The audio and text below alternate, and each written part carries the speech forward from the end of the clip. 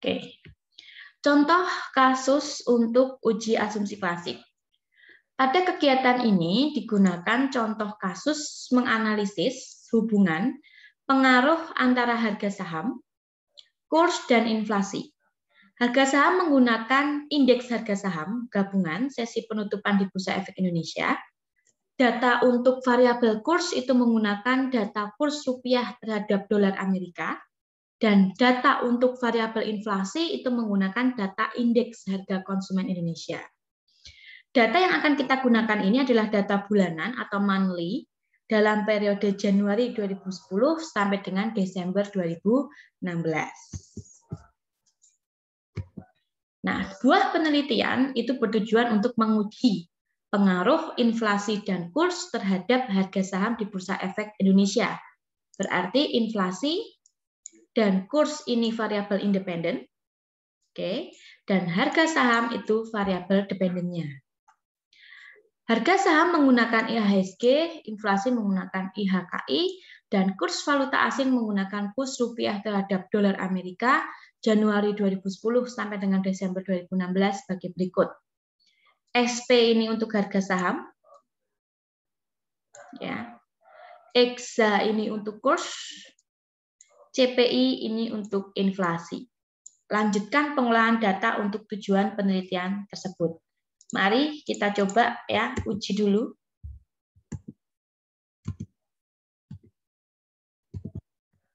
Nih, saudara bisa lihat langkah-langkahnya ada di slide berapa itu? 22 ya. Mari kita coba. Saya akan buka untuk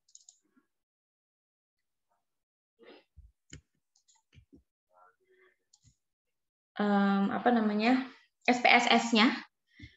Nah, sekarang saya juga ingin mengajak kalian bagaimana kalau kita mau kopas data. Ya. Nah, kalian buka SPSS dan mari kita buka untuk data uji asumsi klasik di Excel yang sudah saya bagikan. Kelihatan nggak di layar kalian? Lihat, Bu. Oke. Ya. Nah, sekarang kita mau copy datanya.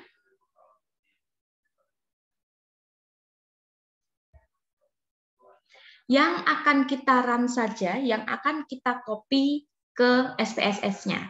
Di sini kan ada kolom bulan, sampel 1 sampai dengan ini kita punya 84 data. Nah, data yang akan kita pindahkan berupa datanya tok ya, maksudnya datanya saja, nggak usah pakai nama kolom SP, EXA, CPI-nya. Ini kita copy, kalian blok, ya, kalian copy, lalu pindahkan ke sini.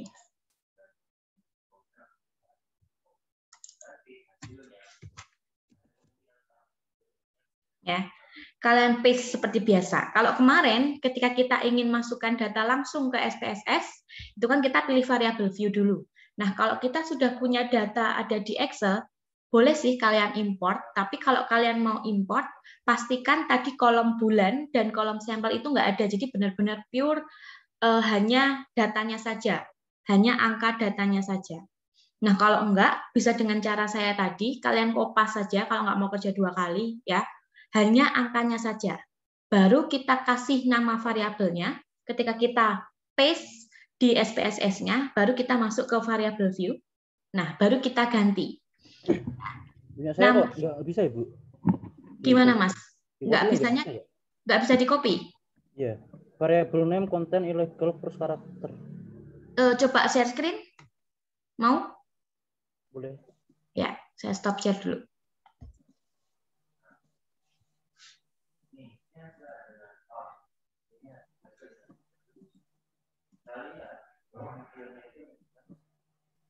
Oh ya, itu betul, di-copy.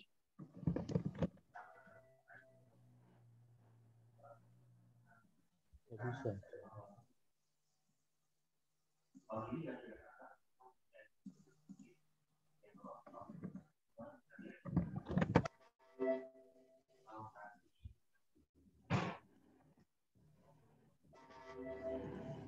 Ini kamu udah masuk ke SPSS, Mas? Udah, Bu. Di tampilan saya masih di Excelmu. Oh, Coba, coba share screen lagi, pindah ke screen atau pindah ke SPSS. SPSS.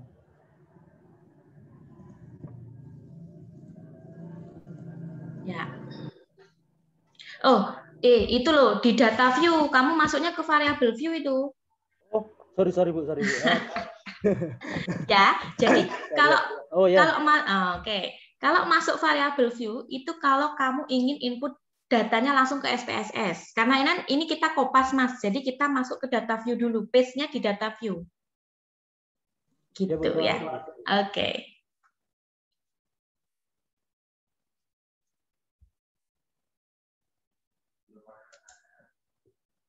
Oke, sip. Kita lanjutkan ya. Yang sama kayak Masnya tadi, nggak usah panik ya. Jangan-jangan kalian mencetnya masih di variable view ya. Nah, ini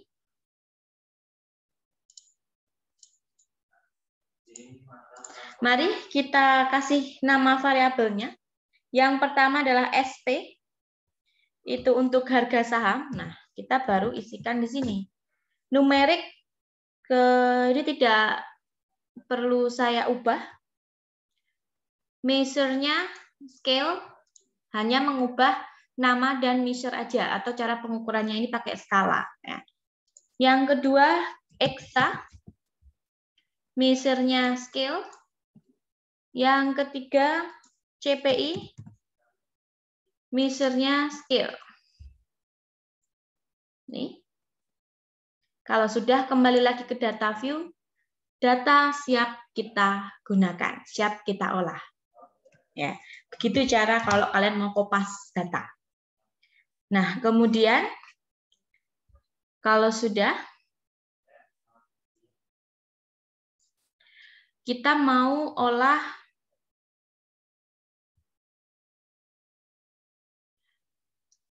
kita mau mendeteksi apakah ini terjadi multi-call atau tidak. Saya ingin kita coba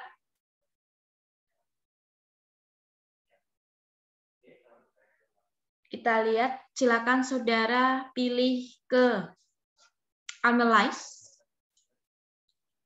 regression, kemudian linear. Analyze, regression, kemudian linear. Silakan kalian klik.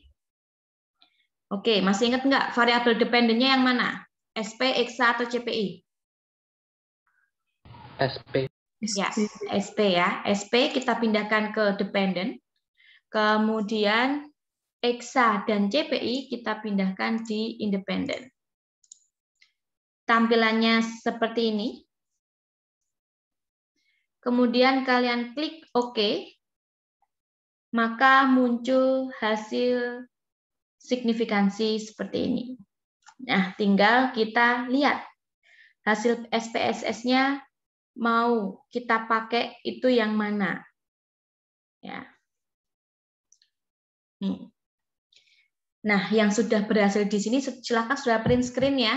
Ini tugas kalian untuk minggu ini, kalian print screen dulu. Silakan kalian masukkan ke Word. Tugas uji asumsi klasik gitu ya. Kalian kasih nomor aja, ini nomor 1. Ya. Bu. Ya, silakan Mbak. Print screen-nya yang ini doang atau sama koefisiennya? Yang ini nih, bagian regression ini aja sih Mbak. Oh, yang sama koefisiennya. Jadi nanti ada 2 atau kalian bisa perkecil ya. Terima kasih, Bu. Ya, sama-sama. Nah, sekarang sambil kalian buka slide halaman 40.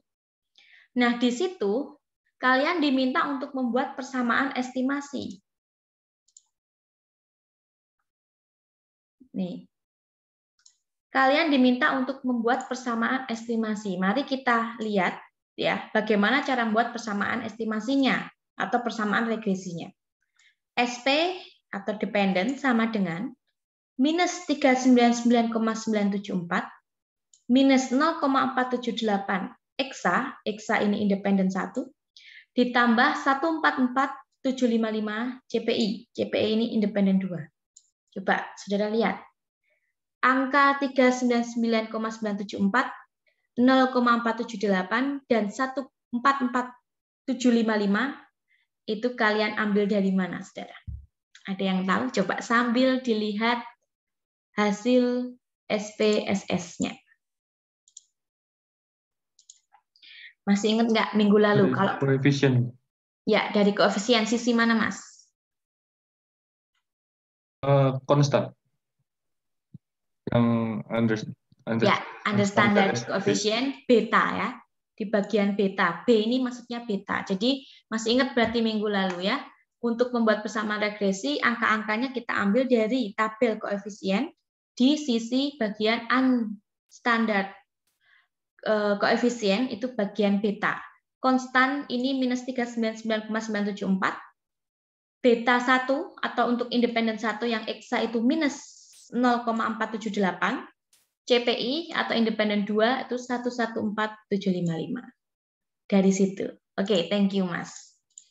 Nah, kemudian kita balik lagi ke PowerPoint.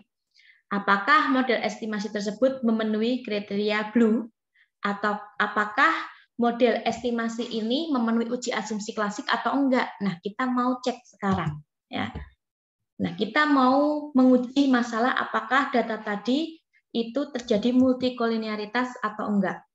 Ya, saya sambil bolak-balik PowerPoint ya.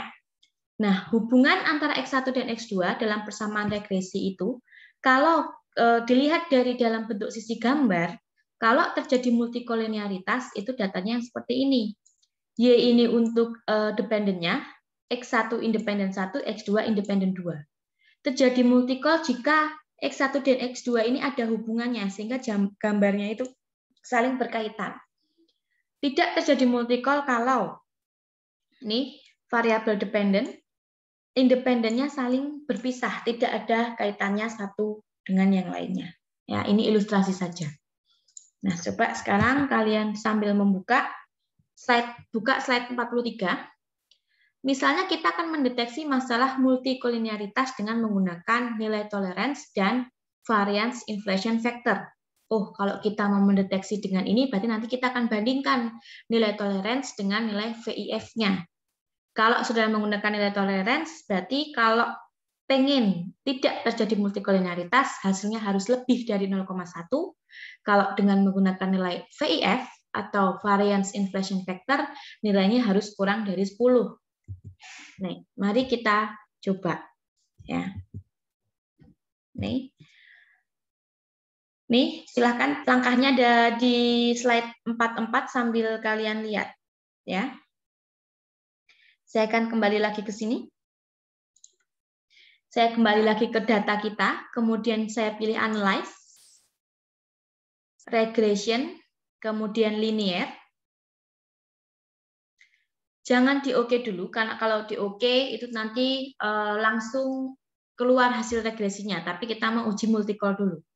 Di sini kan ada pilihan menu statistik, kalian klik.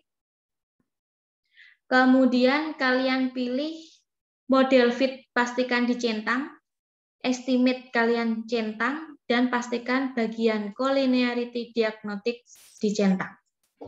Karena kita mau cek terjadi multikol atau enggak, jadi collinearity diagnostics-nya kalian centang.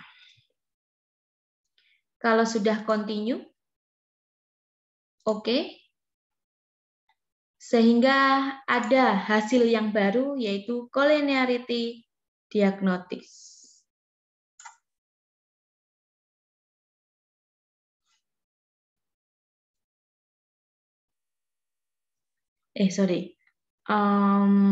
Ya, ada hasil baru yang ini sama ini. Ada collinearity statistik. Coba kalian cari. Ya, ada perbedaan. Silahkan kalian print screen saja untuk tabel koefisien A dan collinearity diagnostics. Ya, nah ini. Nilai toleransinya untuk variabel independen 1 0,079 dan variabel independen 2 CPI itu 0,079. Kalau dilihat dari nilai toleransinya berarti terjadi multikol atau enggak ini, Saudara? Batasnya berapa sih? Ayo, 0,079. Lebih besar atau lebih kecil dari 0,1? Nih, nilai toleransinya. Lebih? Lebih besar atau lebih kecil, saudara?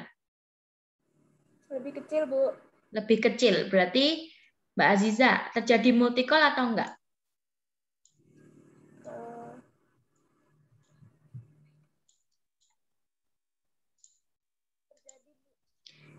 Dilihat dari toleransinya, ini kurang dari 0,1. Berarti terjadi multikolinearitas atau tidak?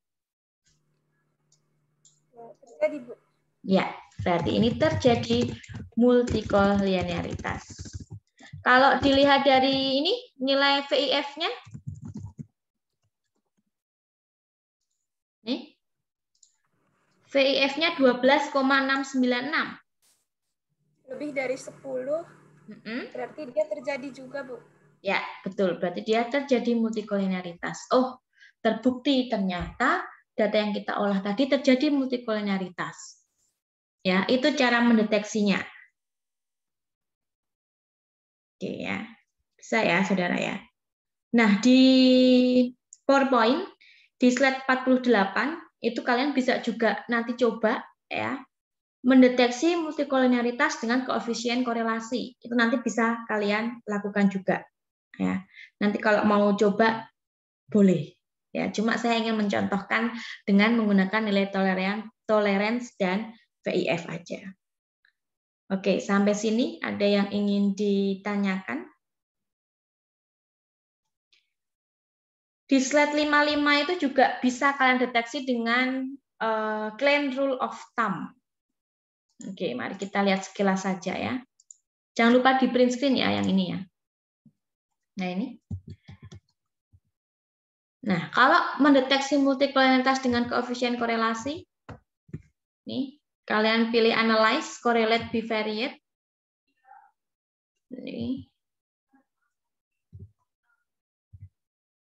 Nih, hasil perhitungannya. Kalian hanya lihat dari nilai Pearson-nya. 0,96 nih. 0,96. Karena 0,9 ini lebih dari 0,8, maka terjadi multikolinearitas. Caranya beda ya. Nanti caranya itu saudara ambil atau saudara pilih menu yang analyze, correlate, bivariate. Ya. Nanti independennya saja yang kalian uji. Karena kan terjadi multikol atau enggak kan sebenarnya kita lihat apakah variabel independen yang kita pakai itu saling berhubungan atau enggak. Jadi yang kita uji, yang kita pindahkan di bagian variabelnya itu hanya variabel independennya aja. Oke ya. Nih kalau mendeteksi dengan Klein rule of thumb, dia menyatakan bahwa multikolinearitas terdapat dalam model regresi, estimasi akan menimbulkan masalah jika dan hanya jika besarnya koefisien determinasi model regresi suatu variabel independen terhadap variabel independen lainnya lebih besar daripada koefisien R square-nya. Oke, mari kita lihat saja.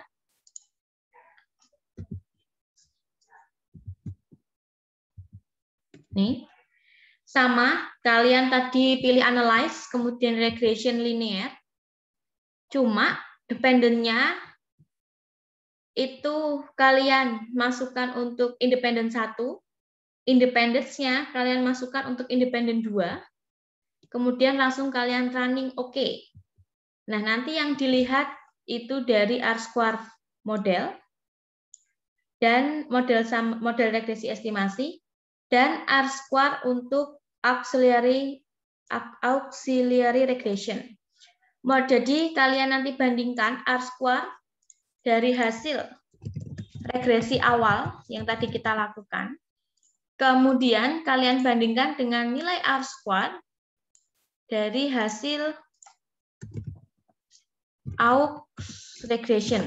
Aux regression ini tadi ya, dependennya itu nggak kita uji. Jadi kita hanya uji hubungan regresi antara independen 1 dengan independen 2. Kalau nilai R square untuk estimasi auxiliary regresinya lebih besar dibandingkan hasil regresi awal, maka terjadi multikolinearitas. Paling enak, paling mudah memang kalau pakai, kita hanya lihat pakai nilai tolerance atau VIF aja. Yang paling umum sih, tapi monggo kalau saudara mau pakai yang tadi, cara yang pakai Pearson itu boleh, atau mau pakai yang ini juga boleh. Ya, nah itu cara untuk mendeteksi multikolinearitas. Ada yang ingin ditanyakan, silakan. Sebelum saya akan mengajak saudara untuk mencoba bagaimana cara mengatasi masalah multikolinearitas.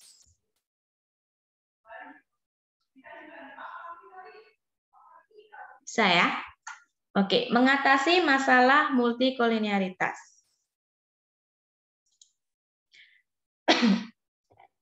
Mengeluarkan bisa dengan cara mengeluarkan salah satu variabel yang memiliki korelasi tinggi. Namun jika ini dilakukan, maka kita melakukan kesalahan spesifikasi karena kita mengeluarkan variabel yang sebetulnya secara teoritis itu memiliki pengaruh terhadap variabel dependennya. Atau cara yang kedua adalah dengan menambah data observasi, dan yang cara ketiga adalah dengan menggunakan model first difference. Nah, cara ini hanya untuk kalau kalian datanya itu time series, sehingga persamaan regresinya itu menjadi seperti ini. Beta 0 ditambah beta 1 dikali X1T min X1T min 1 dan seterusnya. Nah, coba kita lihat kalau mengatasi dengan cara menggunakan aplikasi software SPSS. Oh, ternyata tidak diberitahu saudara di sini ya. Oh, jadi saudara hanya untuk mengatasi masalah multikol, saudara hanya diminta untuk ini aja, mengeluarkan salah satu variabel atau menambah data observasinya.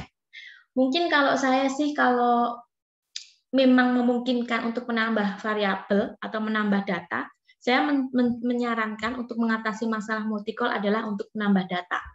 Kalau yang kuesioner enak.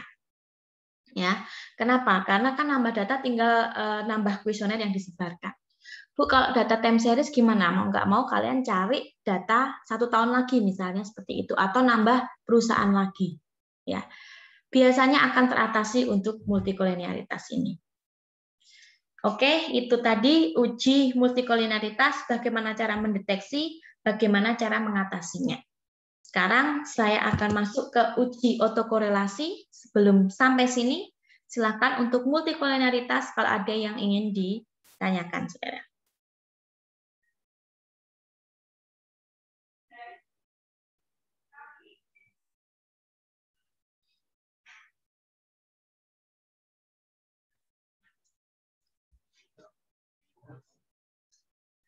Tidak ada, saya lanjutkan ya.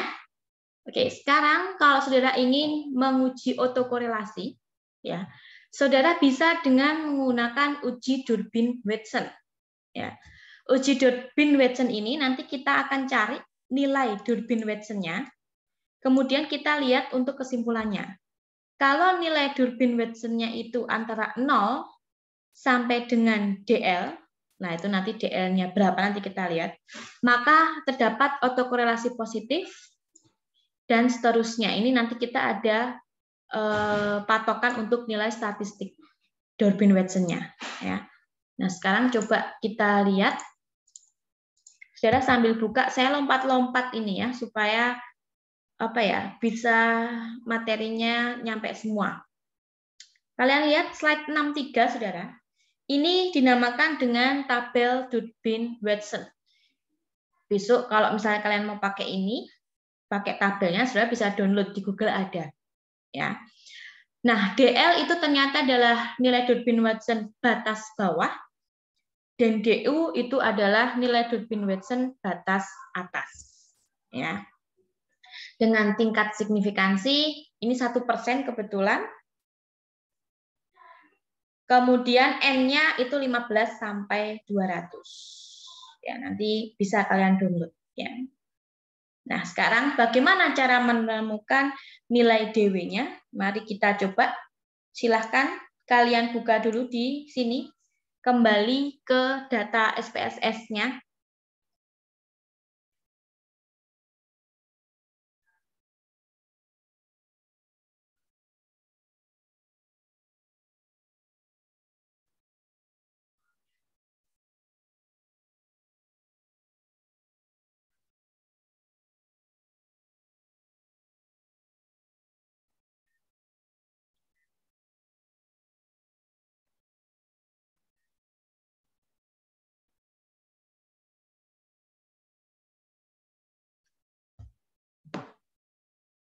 Oke ya.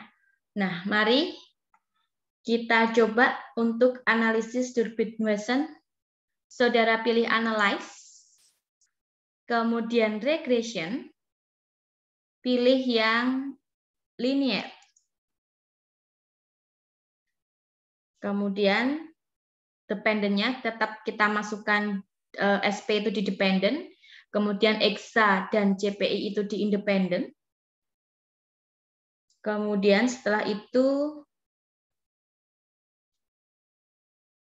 kalian pilih menu statistik, ya. Kemudian kalian aktif collinearity diagnosisnya kalian uncheck, lalu kalian centang untuk bagian Durbin-Watson-nya, karena kan kita mau uji Durbin-Watson. Lalu silahkan saudara klik continue. Oke. Sehingga akan muncul tabel residual statistik.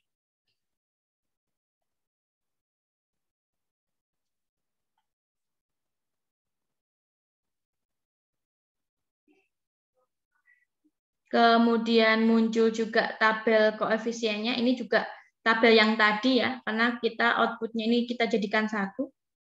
Oh, saudara masih bisa scroll ke bawah. Harusnya tuh setelah Durbin-Watson itu kita akan muncul nih di bagian model summary, nih bagian regression, lalu ada tabel variable entered or removed, model summary, ANOVA, koefisien residual statistik. Yang kita pakai adalah tabel model summary. Kenapa? Karena di sini ada nilai Durbin-Watson-nya. Nilai Durbin-Watson-nya itu 0,252. Model summary ini yang kita gunakan. Nah, silakan sudah print screen di bagian ini, ya.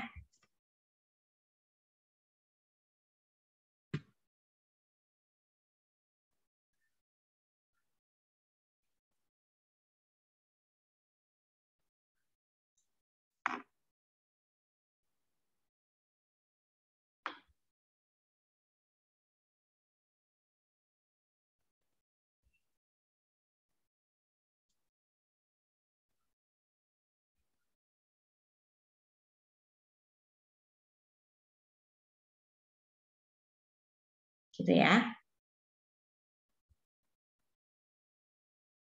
Oke. Nah, kemudian bagaimana kesimpulannya? Nah, sekarang saudara sudah lihat nih di bagian hasil output SPSS-nya. Sekarang kita lihat di PowerPoint, saudara.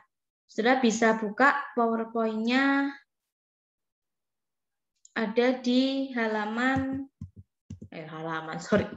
ada di slide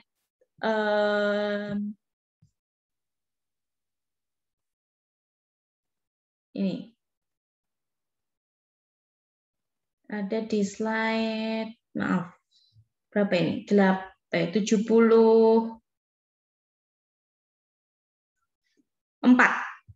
atau 73.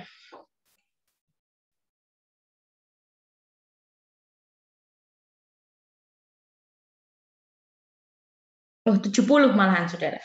Saudara lihat di slide 70 ini ya.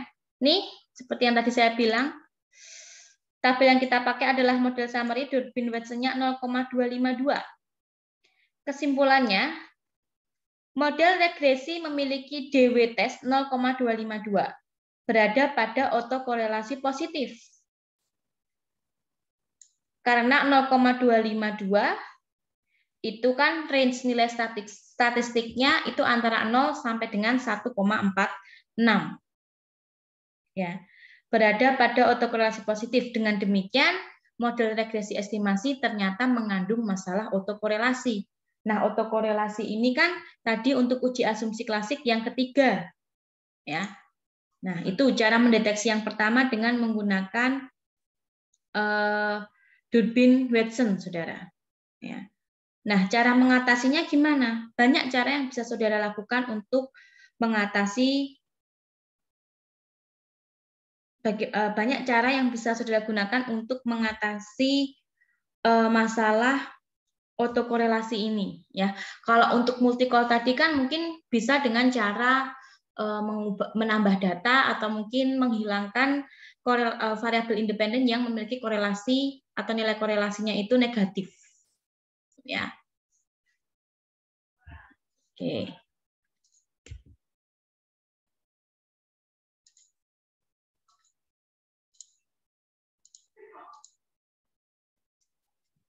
Nah ini cara mengatasi autokorelasi yang pertama adalah dengan melalui lag variable dependent. Kita akan memasukkan variabel lag Y ke dalam model sebagai variabel independen dan seterusnya, sehingga didapatkan persamaan regresi estimasinya menjadi model auto regressive distribution lag atau ARDL sebagai berikut.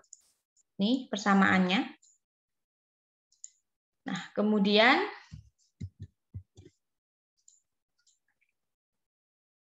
nih kita akan coba mengatasi autokorelasi dengan transformasi Cochrane-Orcutt. Ya, nih tadi ya nilai Durbin Watson-nya 0,252. Nah, lihat langkah-langkah yang ada di halaman 75, 76 dan seterusnya. Kita mau lakukan dengan cara model Cochrane-Orcutt. Nih ya. Mari kita lihat data kita yang ada di SPSS. Silakan saudara pilih analyze lagi. Kemudian regression, linear, dependennya masih tetap SP, independennya EXA dan CPI. Kemudian jangan diklik OK dulu, kita pilih statistik. Estimate model fin Durbin Watson.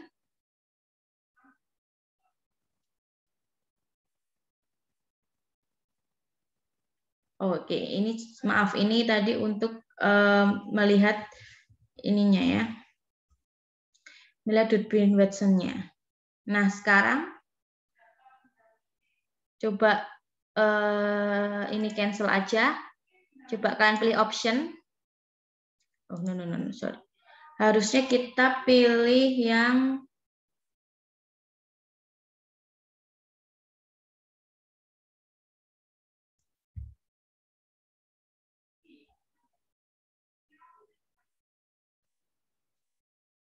coba kita save. Nah, ini. Sorry, kalau tadi kita mendeteksi Durbin Watson itu kita pilih statistik. Nah, sekarang kita pilih save. Baru kita aktifkan residualnya unstandardized. Ya. Kemudian continue. Lalu OK. Nih, sehingga dihasilkan hasilnya ini. Ada maaf mau ya, tanya. Ya, Tadi yang di bagian statistik Durbin Watson-nya diancek apa masih tetap di checklist ya, Bu? Diancek aja nggak apa-apa. Nggak Diancek harus. ya, Bu? Ya, diancek aja nggak apa-apa. Makasih. Ya, coba Mas Feldan ancek hasilnya sama nggak dengan tempat saya ini, coba Mas. Kita lihat di bagian Bentar, yang kita lihat di bagian ANOVA-nya coba. Nih, nilainya sama nggak?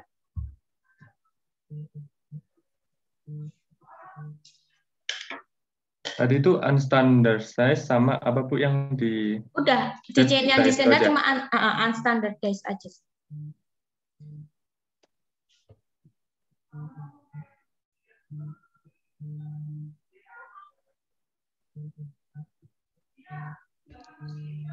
Hasilnya sama, Bu? Sama ya.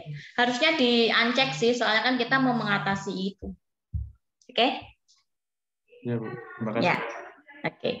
Nah, sekarang kalian lihat untuk di bagian data view-nya ada muncul data baru, Saudara, yaitu data res atau data residual. Ya. Nah, kalau muncul seperti ini, silahkan kita akan transform, Saudara klik transform. Ya, kemudian compute variable. muncul tampilan seperti ini. Kita isikan nama variabel baru di target variabel leg underscore res underscore 1. Leg underscore res underscore 1.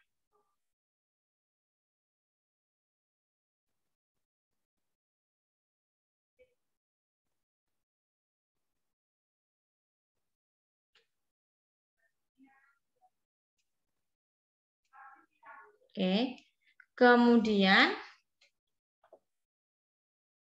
numeric expression-nya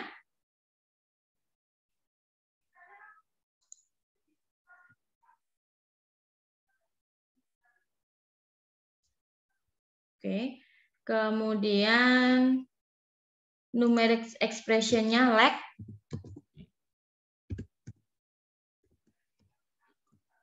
dalam kurung res underscore 1. Ini ya. Ini. Kalau sudah, coba kalian oke. Kemudian kalian lihat di data view lagi, muncul variabel baru lagi dengan nama variabel leg underscore res. Betul nggak? Ya, Bu. Ya.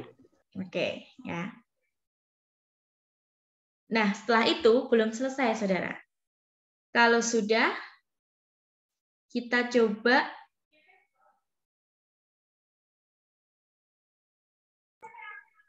Ibu. ya. Boleh diulang nggak yang tadi, Bu? Soalnya saya klik OK nggak bisa, Bu. Nggak muncul. Klik OK yang mana? Yang tadi, yang komputer variabel. Analyze, kemudian regression, linear ini kan, terus save. Ini udah, ini sampai sini sudah. Bentar, Bu, saya. Tadi sih udah, Bu. Kan? Continue, oke. Save, tadi save. Save, analyze, regression, ya, linear, save, residualnya yang klik yang unstandardized. Ya, udah, Bu. Continue, oke. Oke kan? Kemudian kembali lagi ke sini. Nih, saya jadi double-double ini karena resnya banyak banget. Nanti saya hapus ini. Oke. Lalu data resnya tadi kalian transform compute variable. Ya. Udah, kalian ketik aja di sini.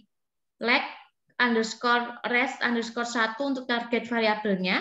Kemudian numeric expression-nya leg kurung buka res underscore 1 kurung tutup.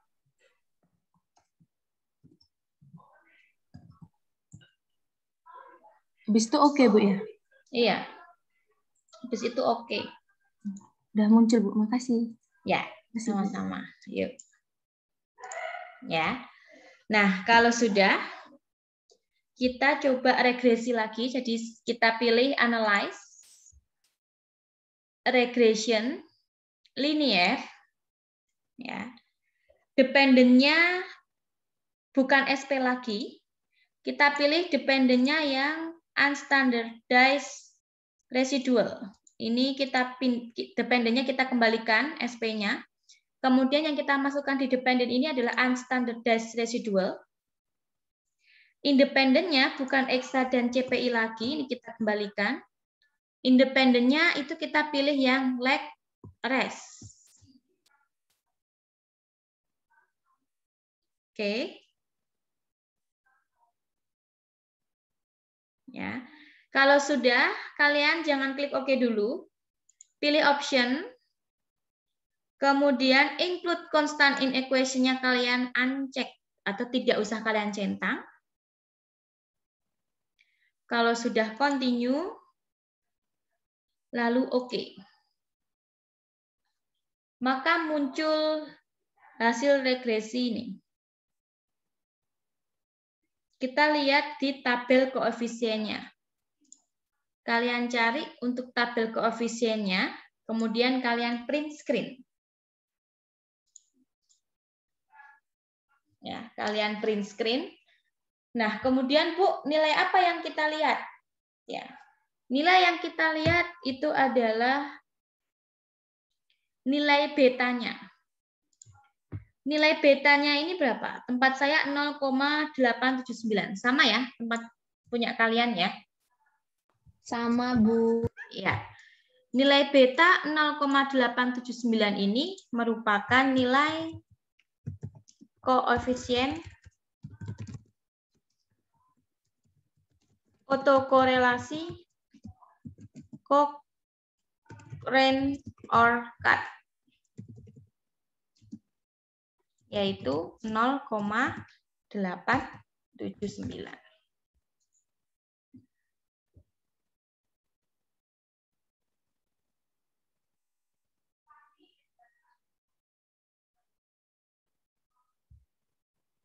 Oke ya. Oke.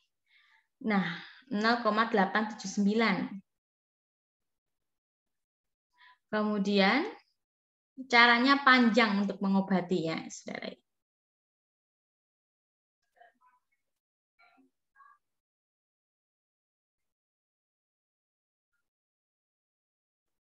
Nah, kalau sudah, kita kembali lagi ke data yang ada di SPSS lagi. Ya, kita kembali lagi ke sini. Kemudian kita akan transform lagi. Kalian klik transform. Compute variable. Target variabelnya leg underscore SP. Numeric expression-nya SP.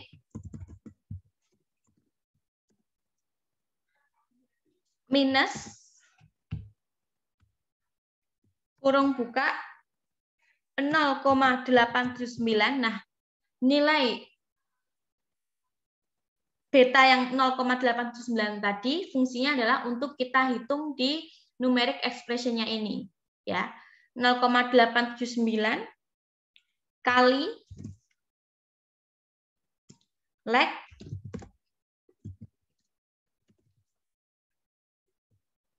SP kurung tutup 2 kali. Nah, nanti kalian lihat bisa di video saya atau di PowerPoint ya untuk rumus numeric expression-nya. Kalau sudah, kalian oke. Oh, sorry. Komanya pakai titik ya. Kalian oke. Kemudian kalian lakukan hal yang sama, transform, compute variable, sekarang leg yang eksa. Jadi masing-masing variabel menggunakan rumus yang sama. SP-nya kalian ganti eksa, SP-nya kalian ganti eksa. Oke. Lakukan satu hal yang sama lagi. Bu, pelan-pelan, Bu. Eksa. Oke. Transform, compute variable. Nih, eksa.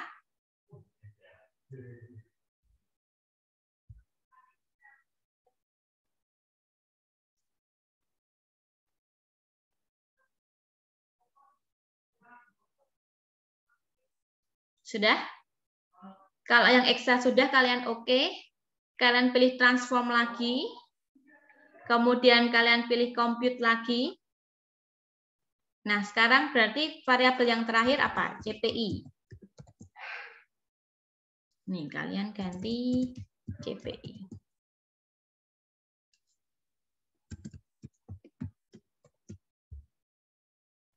Sudah?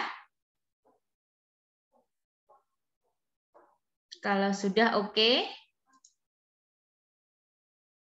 Kemudian kita kembali lagi ke data view sini.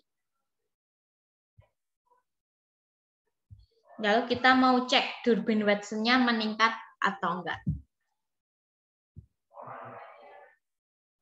Oke ya. Saya coba analyze. regression linear.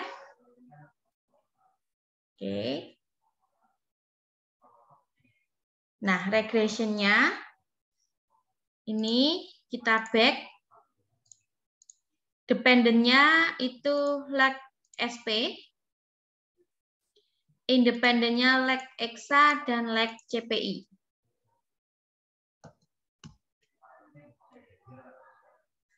Kemudian statistiknya, pastikan Durbin-Watson-nya diaktifkan karena kita melihat nilai Durbin-Watson. Continue.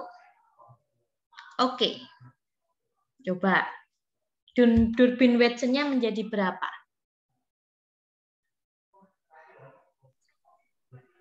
Satu 1,263. Ya, 1,263. Tempat kalian berapa, saudara? Sama, Bu. Sama ya. Bu. Kalau di PowerPoint beda, itu mungkin tadi ketika kita lag atau kita apa terjadi sedikit perbedaan. Cuma saya ingin melihatkan bahwa Durbin-Watson yang pertama dengan yang kedua terjadi peningkatan atau enggak, saudara? Yang pertama tadi berapa? Masih ingat enggak kalian? 0, coba kalian lihat ya. Yang ya 0, berapa tadi? Sorry. Coba saya cari ya. 1,388. 1,3. Oh, tadi yang pertama nih 0,252 yang ini. Ya kan? Ini kan yang pertama kali kita coba itu 0,252 ya. Kemudian yang terakhir kita coba itu Durbin-Watson-nya 1,263 kan meningkat. Meningkat banyak sekali kan? Ya. Sehingga kalau Durbin-Watson-nya meningkat 1,2 masih mengandung autokorelasi enggak? Nah, nanti kalian lakukan run test. Nah, run test-nya itu kalian lakukan lag tadi terus sampai dengan Durbin-Watson-nya itu mencapai 1,4, saudara. Begitu seterusnya untuk mengatasi masalah autokorelasi. Jadi, kalau menurut saya, kalau bisa, kalian itu besok datanya nggak ada itu yang namanya autokorelasi. Karena cara mengatasinya itu lumayan susah dibandingkan dengan multikolinearitas. Oke, itu uji autokorelasi. Yang terakhir, jangan lupa SPSS-nya disimpan dan ini ya, di print screen, saudara. Ini uji cara mengatasi autokorelasi. Oke. Bisa ya? Nah, kalau sudah, sekarang yang terakhir kita akan uji heteroskedastisitas. Sambil istirahat deh. Kalian silakan print screen dulu, saya tunggu ya.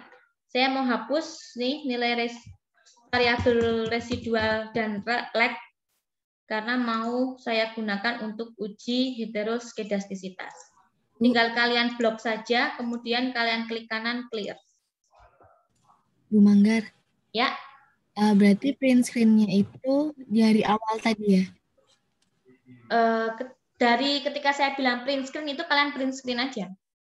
Oh iya, Bu. Makasih. Ya. Tadi kan print screen-nya ada 4 tugas. Tugas 1 sama 2 apa Ibu? Lupa namanya. 1, 2 tadi ini multikolinearitas. Multikolinearitas sama Uji multikolinearitas itu ada 2. Ya. Uji autokorelasi tadi ada 2. Ya. Kan ada 4 jadinya. Oh iya. Oke. Jadi cara mendeteksi, mengatasi. Nah, sekarang habis ini kita cara mendeteksi dulu heteroskedastisitas. Ya.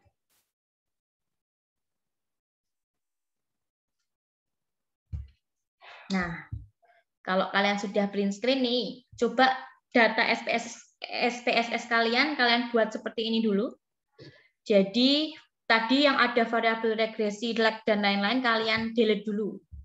Kalian blok, kemudian klik kanan, pilih yang clear.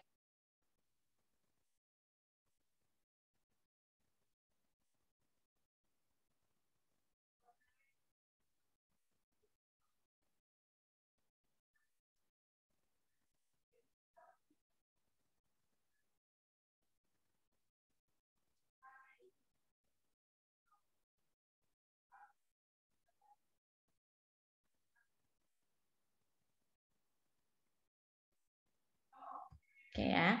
Sudah seperti ini semua datanya? Nah, oke ya. Oke. Kemudian kita lihat slide 90 ya. Kita mau coba uji heteroskedastisitas. Kita langsung coba kalian langsung ke slide 93. Nih ya, coba kita langsung ke slide 93.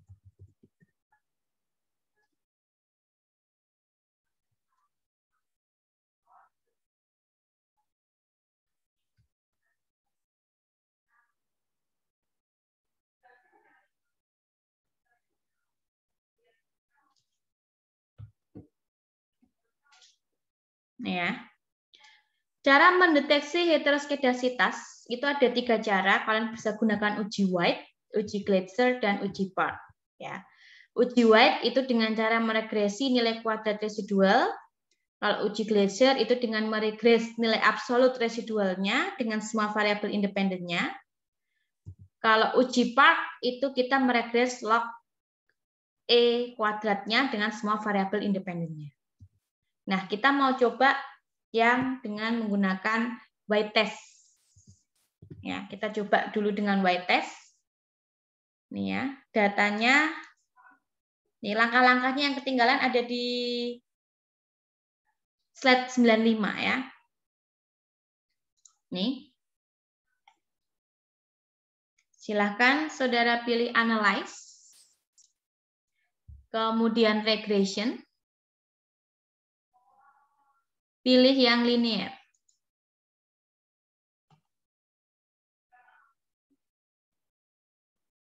Ya. Kemudian dependennya SP, independennya EXA dan CPI. Coba kita cek di bagian save. Residualnya unstandardized-nya kalian uncheck sehingga tidak ada yang dicentang sama sekali. Oh, ternyata sorry, di slide 100 kita diminta untuk mencentang untuk bagian unstandardized. Maaf. Jadi di bagian residual, di bagian unstandardized-nya kalian centang. Lalu continue. Lalu oke.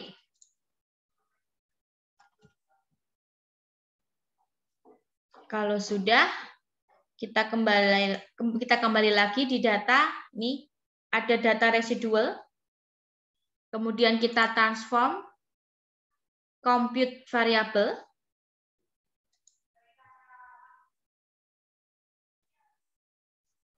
Target variabelnya resid.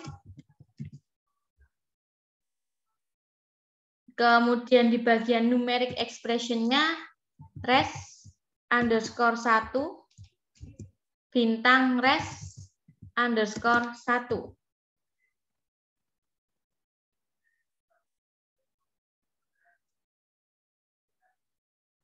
Kalau sudah oke, sehingga muncul, kita langsung kembali ke data dulu ya. Jangan kita lihat outputnya, jangan kita lihat outputnya dulu. Nih, muncul data residual. Lalu kita akan regresi, dependennya kita ganti dengan residual ini. Analyze, regression, linear, dependennya bukan SP, tapi menggunakan resid, independennya EXA dan CPI. Ya. Oke. Nah, baru kita lihat hasilnya di bagian koefisien. Nih, kalian print screen. Silakan, nih, koefisien. Bu, ya. Boleh diulang yang linear regression? Ya, oke. Bentar, kamu pilih dulu analyze. Sudah? Regression. Ya. Analyze, regression, linear. Ya. Dependennya itu kamu ganti resid. Oke. Independennya EXA dan CPI. Ya. Oke. Oke. Oke. Kemudian kalian lihat di tabel koefisien. Bentar, di tabel koefisiennya yang mana ya? Hasilnya beda dengan yang di ini. Sebentar, saya lihatkan dulu. Linear regression recit Exa CPI, oke.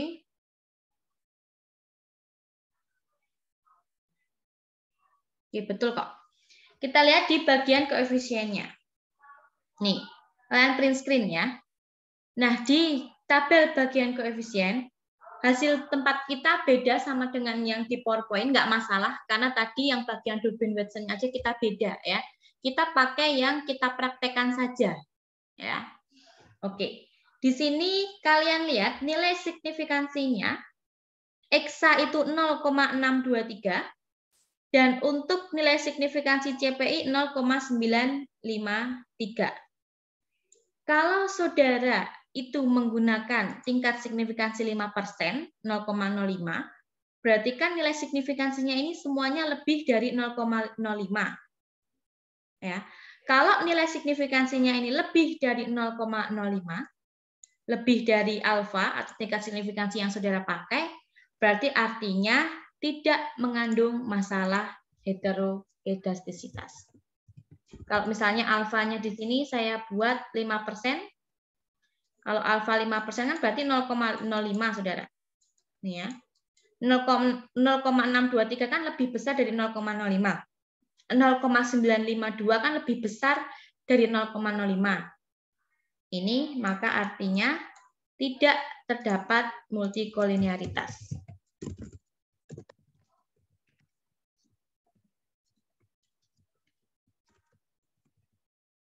Ya.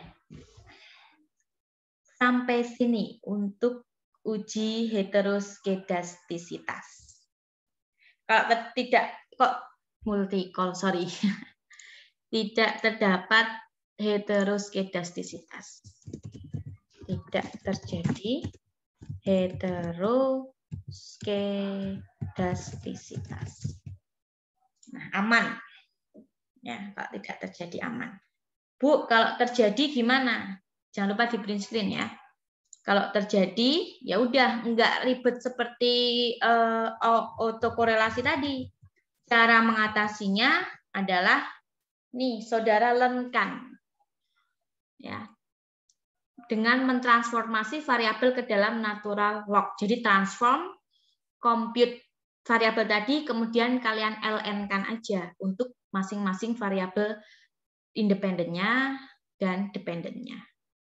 Tapi tidak akan saya lakukan di sini karena nanti waktunya habis. Ya. Oke, saudara, itu cara mengatasi uji asumsi klasik. Kemudian, oke, terakhir uji normalitas. Karena ini yang paling penting. Data berdistribusi normal berarti artinya data bisa kalian gunakan untuk regresi. Ya. Nah, uji normalitas itu kadang-kadang peneliti harus meneruskan pengujian terhadap normalitas. Tujuannya untuk mengetahui sejauh mana normalitas data tersebut. Jika data yang digunakan lebih dari 30, biasanya diasumsikan berdistribusi normal.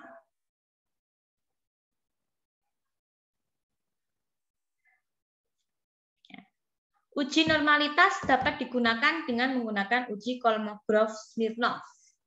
Rumusan hipotesisnya ini. Kalau tingkat signifikansinya kurang dari alfa, berarti tidak berdistribusi normal. Hampir sama. Caranya adalah pendeteksiannya adalah kalau tingkat signifikansinya lebih dari alfanya, maka distribusi normal. Kita coba ya, nih terakhir. Nih, kita kembali ke data SPSS kita. Nggak perlu kita hapus datanya, seperti apa adanya aja seperti ini. Kemudian kalian pilih Analyze.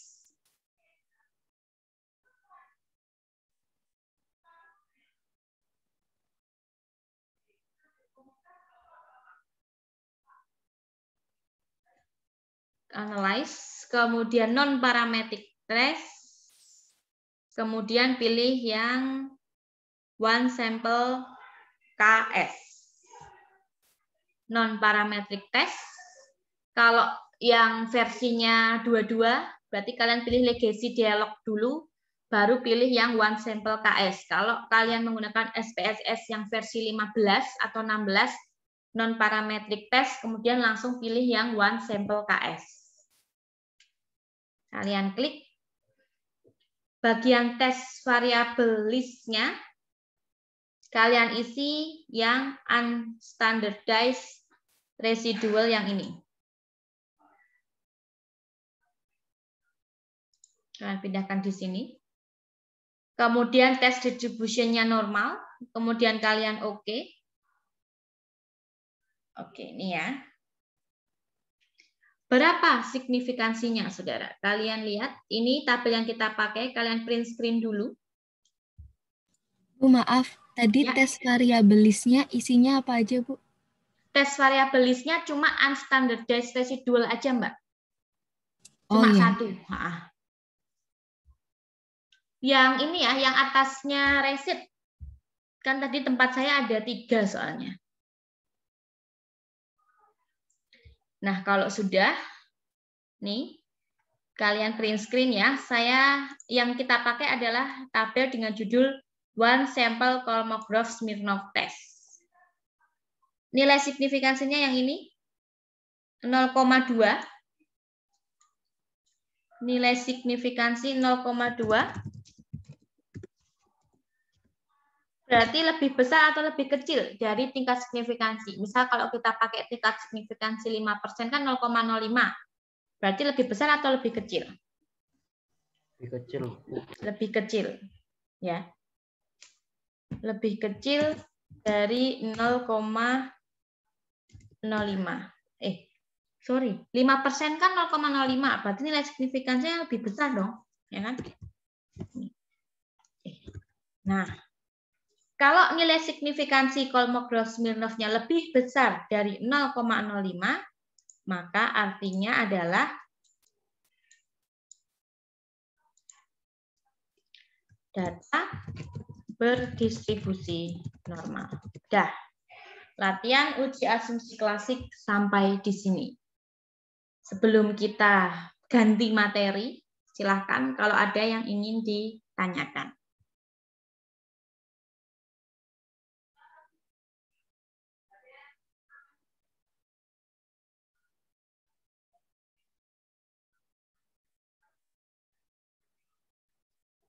Ya.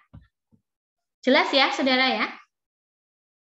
Oke, kalau jelas, kalian simpan dulu SPSS-nya. Nih. Ya, barangkali kalian mau latihan lagi. Kalian langsung pilih centang, kalau mau di-save ya yes aja. Di-save yes. Misalnya output uji asumsi klasik. Silahkan kalian simpan di laptop kalian. Kalau mau disimpan ya. Bu punya Ibu kok ada residual 3 ya? Iya, karena saya nggak hapus tadi. Saya nggak hapus data saya. Iya. It's okay. Yang penting kalian tahu cara analyze-nya ya. Nah, itu uji asumsi klasik. Besok saudara akan ketemu lagi uji asumsi klasik kalau saudara ambil skripsi. Itu pasti. Kalau kalian pakai SPSS loh ya. Kalian pasti akan lakukan langkah-langkah ini. Jadi tips saya, jangan hilang PowerPoint-nya. Oke? Oke, saudara, materi terakhir, ternyata kita belum selesai ya, adalah analisis regresi kalau data kalian itu data primer atau data yang didapatkan dari hasil kuesioner. Bagaimana analisis regresinya? Karena kan dari kemarin kita kebetulan datanya itu data sekunder semua ya. Ada data laju, jarak, atau kemudian rupiah dan lain-lain. Ya. Nah, ini analisis regresi data primer. Kita lihat konsep dasarnya. Ya. Data diperoleh dengan menggunakan kuesioner. Setiap variabel atau konstruk itu mewakili informasi yang akan dicari. Setiap variabel memiliki beberapa pertanyaan atau pernyataan. Nah, sebelum membuat model regresi estimasi, perlu diuji bahwa setiap pertanyaan atau pernyataan itu harus benar-benar dapat digunakan untuk mengukur yang seharusnya diukur. Setiap responden itu harus menjawab pertanyaan atau pernyataan secara konsisten atau reliable. Contoh kasusnya, kita ada penelitian dengan judul analisis faktor-faktor yang mempengaruhi keputusan membeli atau minat beli oleh konsumen. Ceritanya di penelitian ini kita punya 2 hipotesis. Hipotesis yang pertama, harga berpengaruh terhadap keputusan membeli. Hipotesis yang kedua, promosi berpengaruh terhadap keputusan membeli. Ini model regresi estimasinya, bisa kalian lihat. Ya. Di mana X1 adalah harga, X2 adalah promosi, mu itu residual. Nah, kita lihat ini model penelitiannya. Independennya 2 ya, harga dan promo, dependennya 1 yaitu B. Pertanyaan kuesioner misalnya seperti ini. Ini tampilan kuesionernya. Kemudian pertanyaannya misalnya yang kita jawab sangat tidak setuju, netral, dan seterusnya. Kemudian kita pindahkan data. Kalau besok kalian gunakan kuesioner, yang netral itu kalian beli angka 3. Pertama tuh setuju, itu berarti kasih 4. Jadi sangat tidak setuju 1, tidak setuju 2, netral itu 3, setuju itu 4, sangat tidak setuju itu 5. Nih, jadi kalian deteksi satu-satu.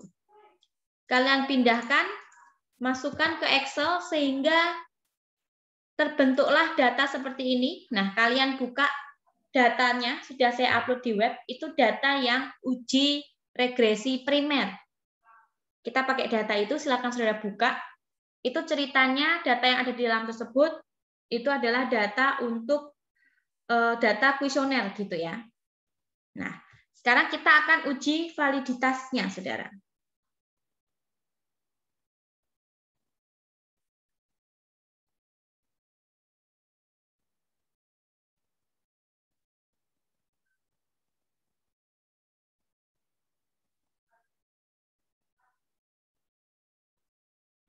Kita akan coba uji valid data tersebut itu valid atau tidak.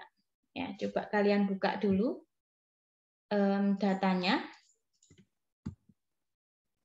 Nih, sebelum dilakukan pengolahan lebih lanjut, data harus dipastikan terlebih dahulu apakah memenuhi syarat data yang baik atau tidak.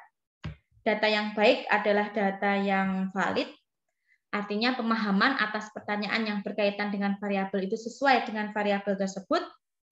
Kalau reliable itu artinya responden menjawab pertanyaan secara konsisten.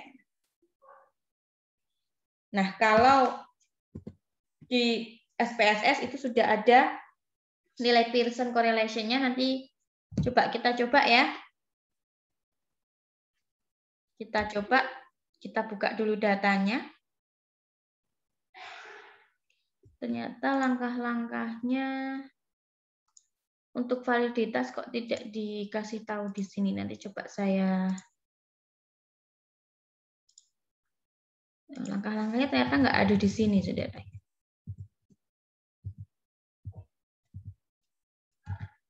Ini dia kalau di PowerPoint itu langsung muncul tabel untuk korelasinya. Ini kita menggunakan Pearson, ya, nilai Pearson. Oke, nanti tutorialnya mungkin akan saya upload di YouTube aja untuk uji validitasnya ya. Karena waktunya kita tinggal sebentar lagi, nanti saya akan upload video terpisah untuk tutorial uji validitas. Kenapa kok bisa muncul tabel seperti ini? Karena nanti lebih penting untuk regresinya. Nah, kalau nanti kita olah dengan menggunakan Pearson, muncul hasil koefisien seperti ini, nilai yang kita gunakan itu adalah nilai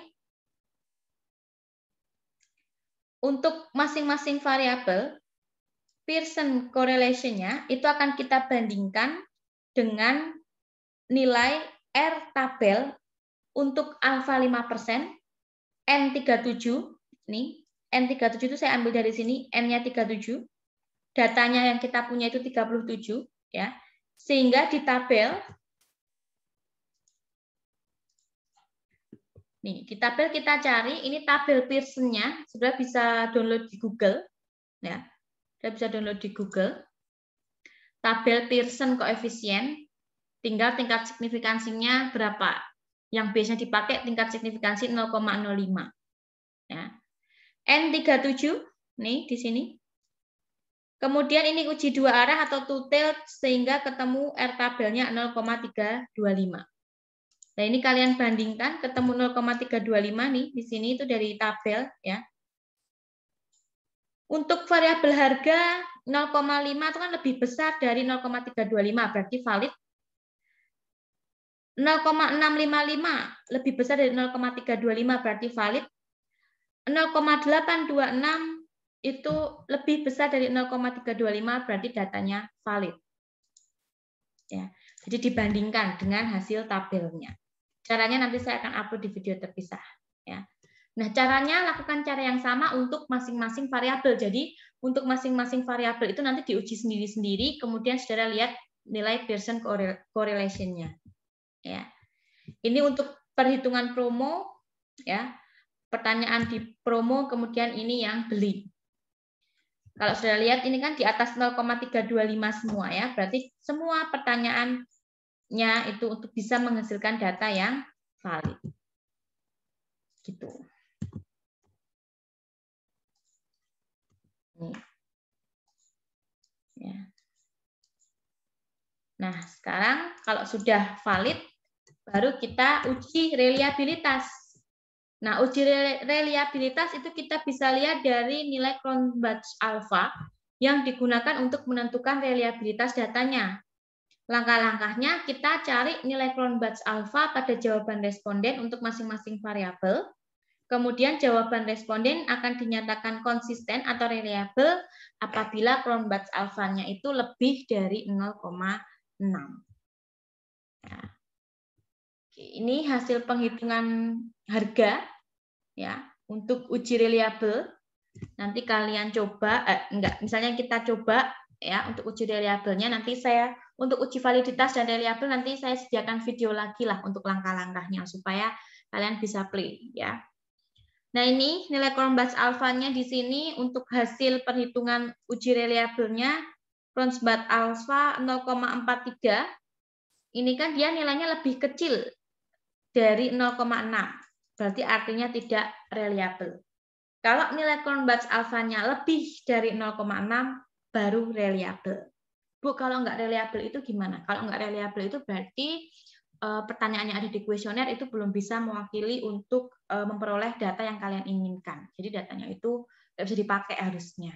Ya, jadi kalian harus pastikan datanya itu valid dan reliable. Nah. Oke, nah sekarang kita coba untuk membuat regresi estimasinya ya. Kita buka dulu data untuk data uji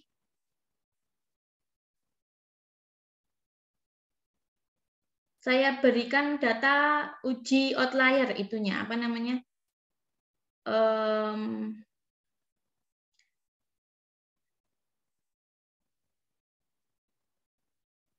Judul datanya ini, data uji outlier. Coba kalian, sorry. Data ininya belum punya ya, saudara. Saya coba di web ada data untuk regresi estimasi enggak ya?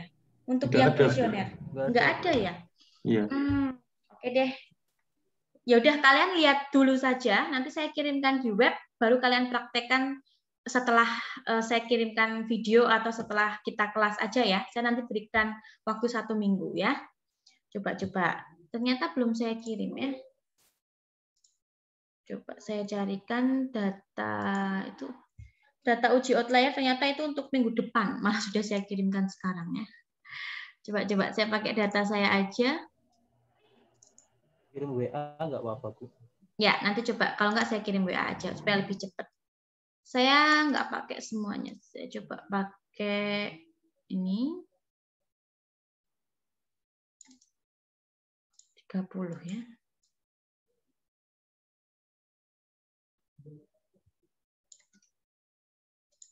Saya coba kopikan datanya dulu.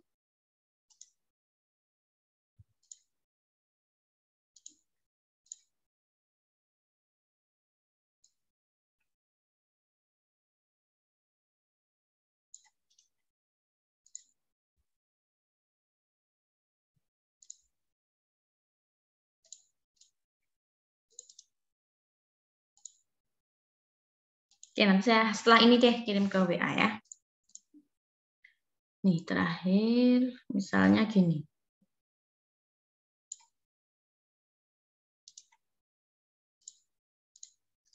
Nih ya, saya punya data misalnya hasil kuesioner seperti ini sudah saya urutkan. Ini yang 4 ini menjawab setuju, kalau 5 ini sangat setuju dan seterusnya ya. Nih saya copy datanya ke Excel. Ke SPSS. Jadi datanya itu beda dengan yang ada di slide. Saya nggak dapat data yang ada di slide ya. Cuma cara-caranya nanti kita gunakan yang ada di slide.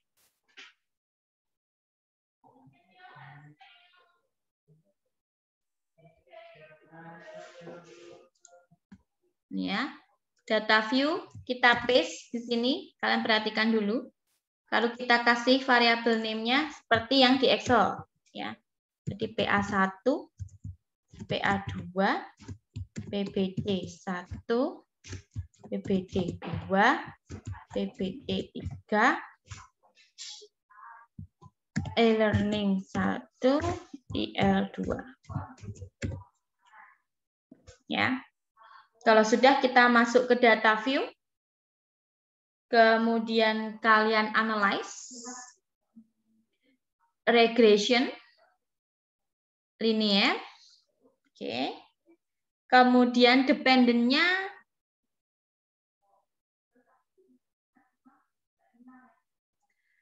itu kalian pilih PA1, PA2, enggak bisa ya?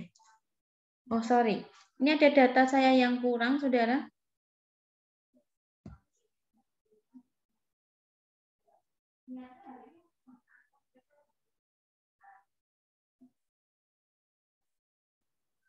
Oke, bentar ya. Ini ada variabel saya yang kurang.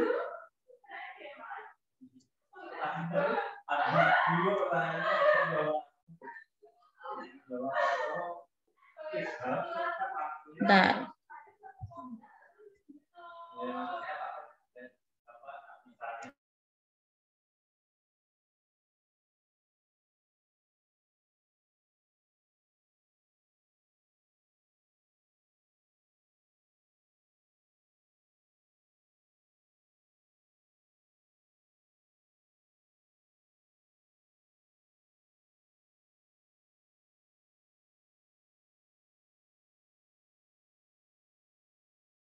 Sebentar, ini data saya yang kurang kayaknya.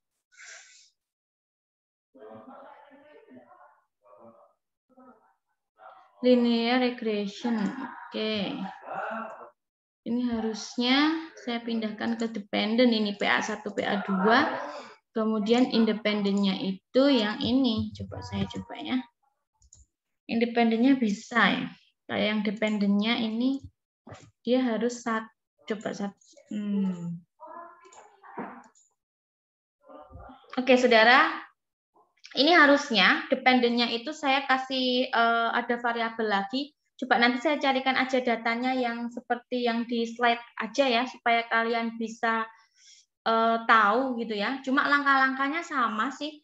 Analyze, regression, kemudian linear. Ini saya coba seperti ini dulu ya. Lalu kalian oke saja sehingga muncul hasil regresi. Nah, hasil regresi seperti ini. Yang kalian lihat untuk mengetahui hipotesisnya itu diterima atau enggak, itu ada di tabel koefisien. Di tabel koefisien ini, ya, di bagian kalau variabel, saya menggunakan variabel PBC dan e-learning. Kalau variabel PBC ini kan ada 0,335, 0,245, dan ada yang 0,501. Ini lebih besar atau lebih kecil dari alfanya? Kalau lebih besar dari alfa, berarti hipotesis diterima. Hipotesis diterima. Ya. Kemudian untuk e-learning, ini juga ternyata lebih dari alfa, maka hipotesis juga diterima. Hipotesis pertama, ini hipotesis kedua. Cuma supaya lebih enak, mungkin saya carikan data yang sama aja ya, supaya hasilnya itu bisa kalian lihat.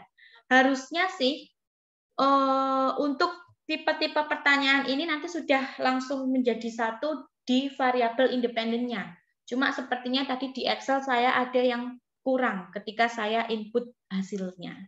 Ya. Cuma untuk melihat ujinya, apakah signifikan atau tidak, itu saudara lihat dari nanti nilai signifikansi yang ada di tabel koefisien signifikan ini. Jadi untuk tugas yang data primer, itu saya pending dulu aja.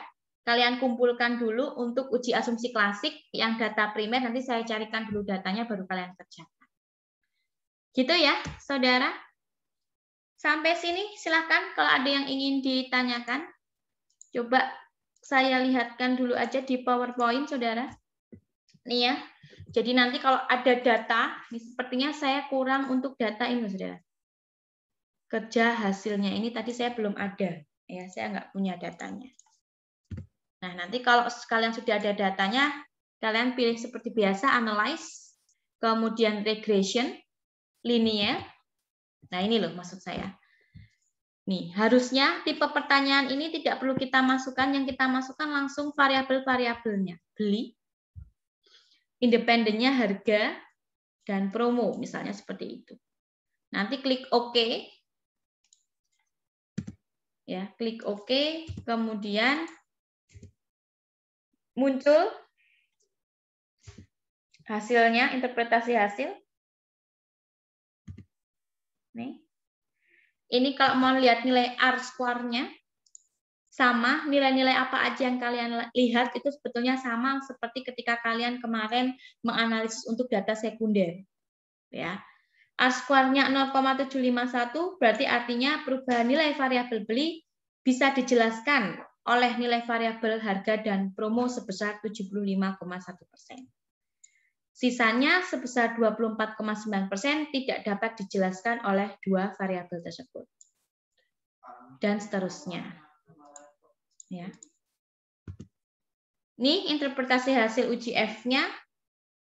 Uji F-nya menghasilkan tingkat signifikansi 0,00, lebih kecil daripada 5%, artinya secara statistik membuktikan bahwa variabel harga dan promo mampu menjelaskan perubahan nilai variabel beli.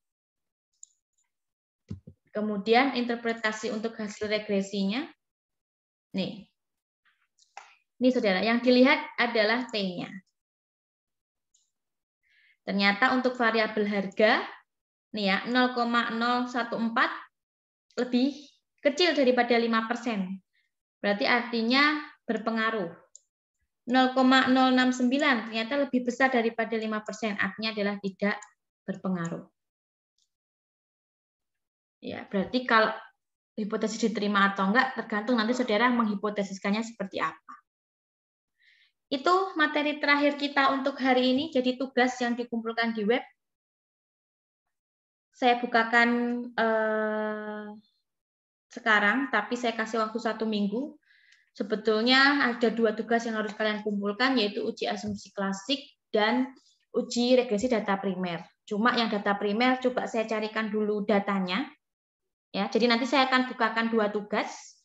Tugas yang pertama tugas uji asumsi klasik, jadi silakan saudara kumpulkan yang sudah selesai hari ini, bisa saudara kumpulkan. Nanti tugas yang kedua akan saya bukakan kalau saya sudah menemukan data uji ininya ya, data primernya ya. Jadi ada 2 tugas yang kalian kumpulkan. Begitu saja dari saya, saudara, untuk materi regresi untuk data primer. Kalau ada yang ingin ditanyakan, silahkan.